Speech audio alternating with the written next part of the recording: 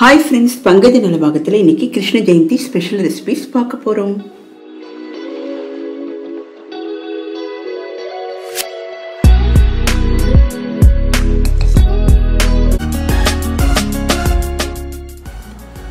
கிருஷ்ணருக்கு மிகவும் பிடித்த பால்கோவா நம்மளே வீட்டில் செஞ்சு சுவாமிக்கு நைவேத்தியமாக பண்ணலாம்.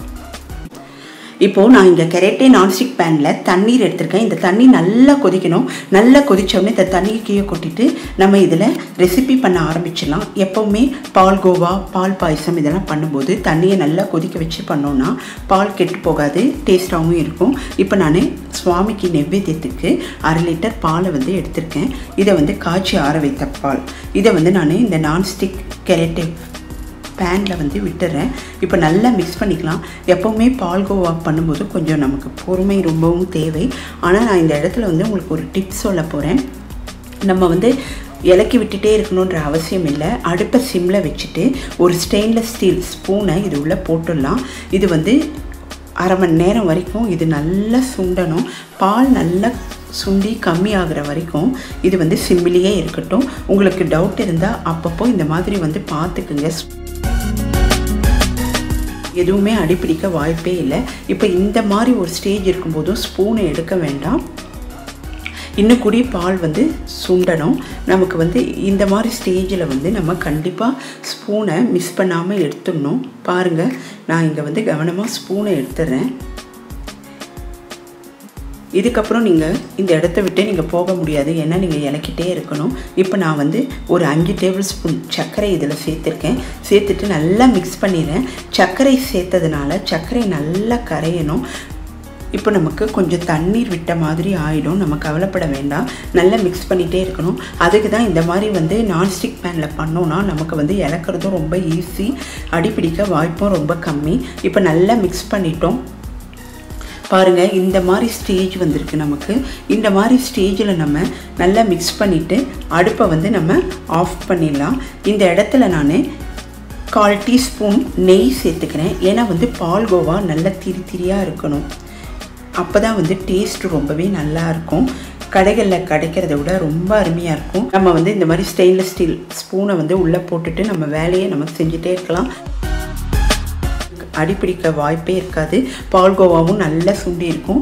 இப்போ நமக்கு சூப்பராக பால்கோவா பிரசாதத்துக்கு தயாராகிடுச்சு. நீங்கள் கிருஷ்ண ஜெயந்தி அன்னைக்கு மார்னிங் கூடி நீங்கள் ட்ரை பண்ணி பாருங்கள். 2 கப்பு வெள்ளை அவல் எடுத்திருக்கேன். இது திக்கவல். நீங்கள் ப்ரௌன் அவல் இருந்தால் கூட எடுத்துக்கலாம். திக்கவலாக இருந்தால் பெட்டராக இருக்கும்.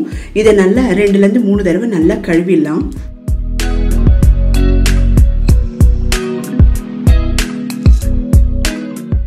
நல்லா கழுவிட்டு ஒரு 1/2 கப்பு தண்ணீர் விட்டு ஒரு 5 நிமிஷம் ஊற வச்சிடலாம். இங்கே நான் பொடித்த வெல்லம் 1/2 கப்பு எடுத்திருக்கேன்.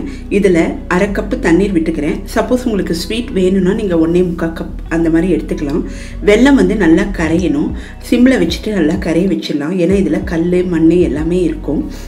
இப்போது வெல்லத்தை வடிகட்டி எடுத்து வச்சிடலாம். இப்போ ஒரு பாத்திரத்தில் வடிகட்டிய வெல்லத்தை சேர்த்துக்கலாம். அடுப்பை ஆன் பண்ணிக்கலாம். சிம்மில் இருக்கட்டும். இப்போது நம்ம ஊற வைத்த அவலை நல்லா பிழிஞ்சு எடுத்துக்கலாம். தண்ணீர் கொஞ்சம் கூட இருக்கக்கூடாது. இப்போ இதில் அவல் சேர்த்துக்கலாம். நல்லா மிக்ஸ் பண்ணிடலாம். அடுப்பு சிம்லேயே இருக்கட்டும்.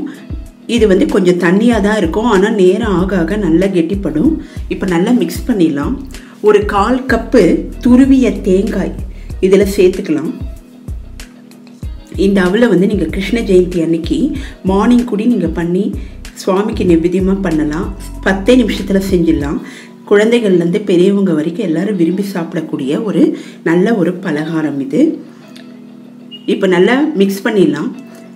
இப்போ நான் அடுப்பை ஆஃப் பண்ணிட்டேன். இந்த டைமில் 1 டீஸ்பூன் நெய் சேர்த்துக்கிறேன். இதுக்கு நெய் அவ்வளோவா தேவையில்லை. ஏலக்காய் தூள் 1/4 டீஸ்பூன் சேர்த்துக்கலாம். முந்திரி விருப்பம் இருந்தால் நீங்கள் நெய்யில் வறுத்து கூட சேர்த்துக்கலாம். ரொம்ப டேஸ்ட்டாக இருக்கும்.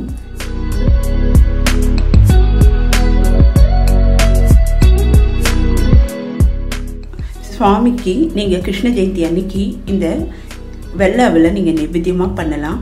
வேலைக்கு போகிறவங்களுக்கெல்லாம் இது ரொம்ப ஈஸியாக இருக்கும். 10 நிமிஷத்தில் செஞ்சிடலாம். நீங்கள் இந்த ரெசிபியை நீங்கள் ட்ரை பண்ணி பாருங்கள். எப்படி வந்ததுன்றதை எனக்கு கமெண்ட்ஸில் சொல்லுங்கள். இன்னொரு வீடியோவில் உங்களை மீட் பண்ணுறேன். பாய்.